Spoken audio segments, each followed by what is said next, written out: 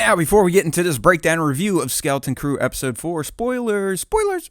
Skeleton Crew has hit its halfway point, Star Wars fans, and while Episode 4 didn't quite resonate with me like the previous three, it still offered up new insights into the mystery of At Attin, a top-notch production quality in cast performances, a memorable score, and of course, wildly competent acting from all parties involved.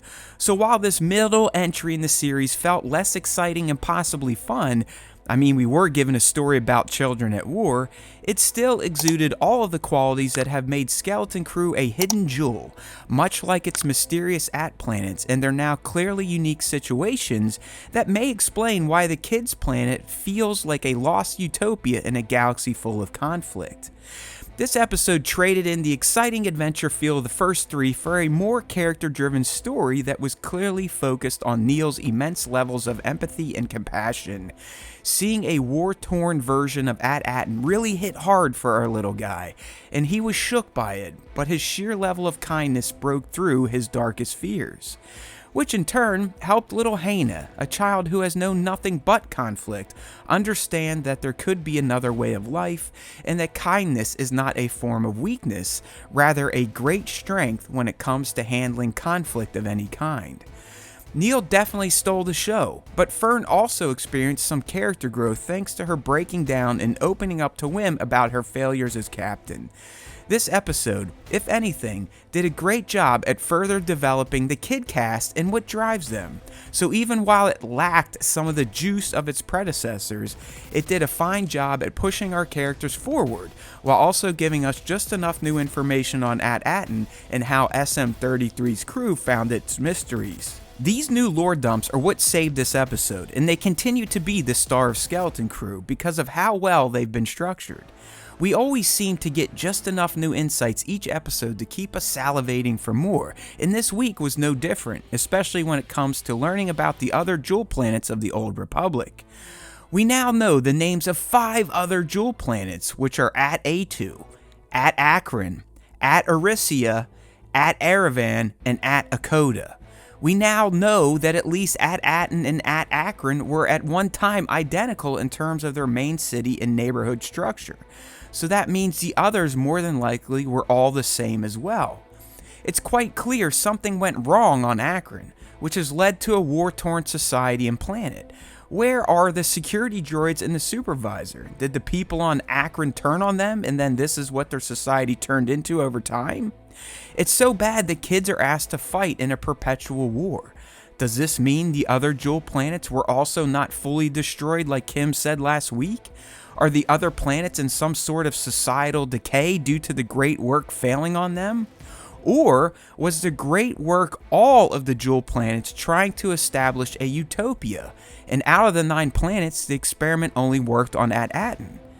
Achrann had the same types of species living on it and the same murals that Attin did, so it does feel like the jewels of the Old Republic weren't necessarily planets full of treasure, rather they were all identical with the hopes of conducting experiments to create the perfect society.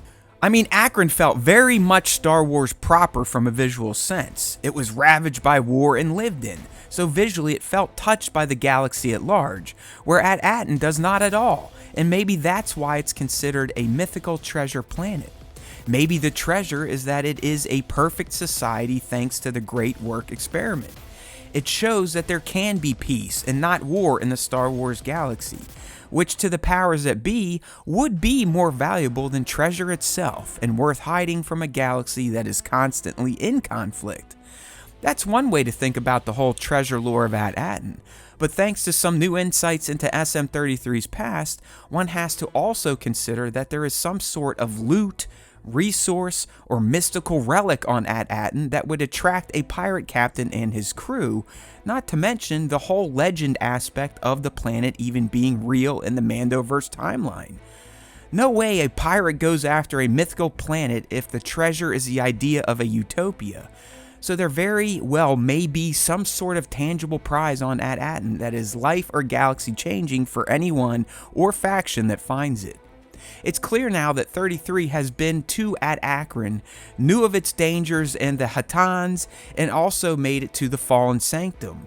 We now know that his captain and the rest of the crew found the coordinates to At Attin, and that 33 destroyed them on orders from his captain. It's also clear that everyone but the captain had to die that learned the coordinates, and that 33 was ordered to forget anything related to At Attin, even though he made it there at some point in the past. So SM-33, his captain, and their crew knew enough to find Achrann, and then they found Attin's coordinates. Once those were discovered, it appears the captain had his crew murdered, which we possibly saw via their skeletons on the cinder, and then had his droid forget about it with a bonus subroutine of limb ripping if anyone down the road tried to ask him questions about it. I'm guessing now that en route to At Attin, the crew mutinied while being murdered for their knowledge, which is why the cinder crash landed on At Attin in the first place. I'm also going back to an OG theory of mine and thinking that 33's captain may have gotten off the ship, found whatever treasure they were looking for, but to protect it from being found, they became or implemented the whole Big Brother supervisor society to keep their secret find safe and secure for good. Or maybe SM-33 is the mastermind, and he knew that At Attin being found could be very bad for the galaxy. So he implemented some sort of AI overlord supervisor to keep Attin safe and allowed himself and the cinder to hopefully be hidden forever. These are fun theories to think about, so while E4 was a little lackluster, it still has us wondering what is really going on with At Attin and these jewels of the Old Republic, and how a crew of scallywags and their droid found them, and what they were hoping to actually find once At Attin was found. Alright, top moment time. Yes, just one, because this episode really was dialogue heavy and action resistant. So while Neil had many memorable moments, including his little snout shaking in the blown out bus, him getting some courage and chucking a rock at SM-33 takes the cake as this episode's top moment. All episode, Neil explained how he's a man of peace and that it's not fair that Hannah had to suffer and live in war constantly. But his empathy and kindness gave him the courage to stand up to 33 to save his friends. It took so much of his soul to be brave that he passed out. So the lone top moment of this episode has to go to Neil, the Riz Master General. Okay, some eggs and references to close us out. This is a reference to our own reality, which this show is kind of great at in a low-key way. War does suck, Neil, we get it. But anyway, even in space, kids are forced to learn the recorder. Hey now, Obi-Wan's favorite space horse, the Opie, made an appearance, and they have horns now. This tank definitely sounded like a CIS armored assault tank, and it also has very similar design features.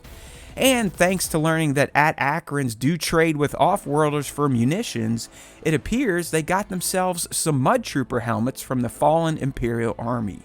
Skeleton Crew slowed a bit this week and got real, but it also added new wrinkles to its many mysteries, which has me still wanting more.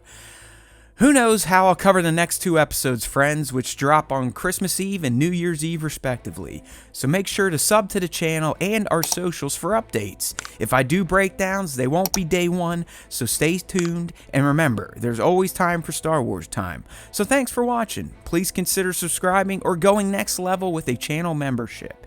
Hey, if anything, like the video and leave a comment.